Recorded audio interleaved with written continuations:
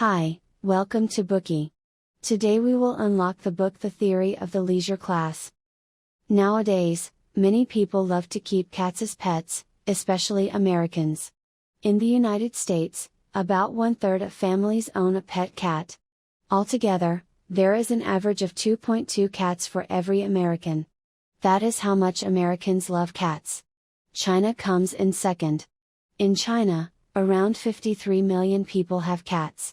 This high demand makes purebred cats even harder to get, and of course, the number on their price tags increases accordingly.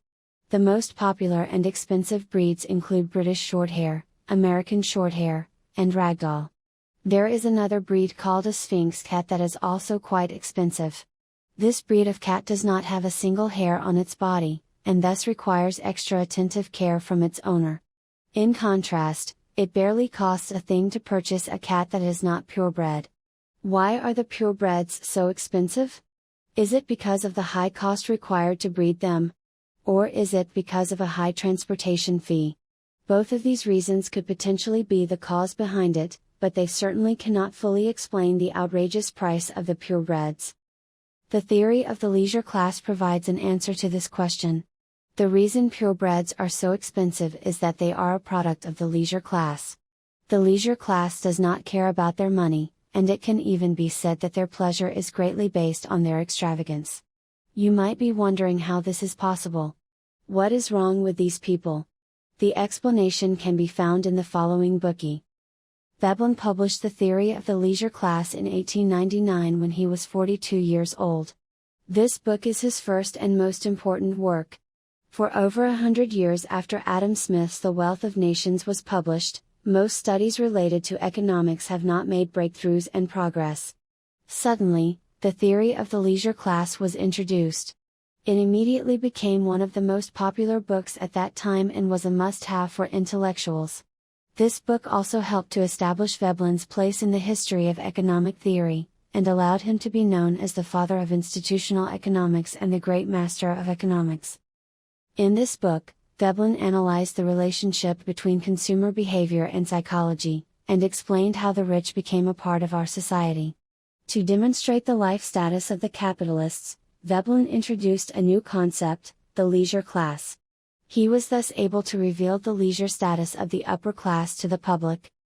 Let us now go through the key points of the theory of the leisure class by breaking them down into 4 different parts. The first part deals with the origin of the leisure class. The second part deconstructs the major characteristics of the leisure class. The third part exposes how the leisure class lives.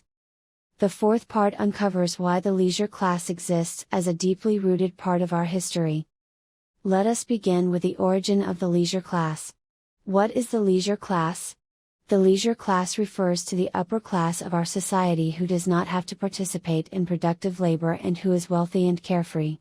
In other words, they are the people who do not have to work out of necessity and consequently have a large amount of free time, such as capitalists and the members of royal families.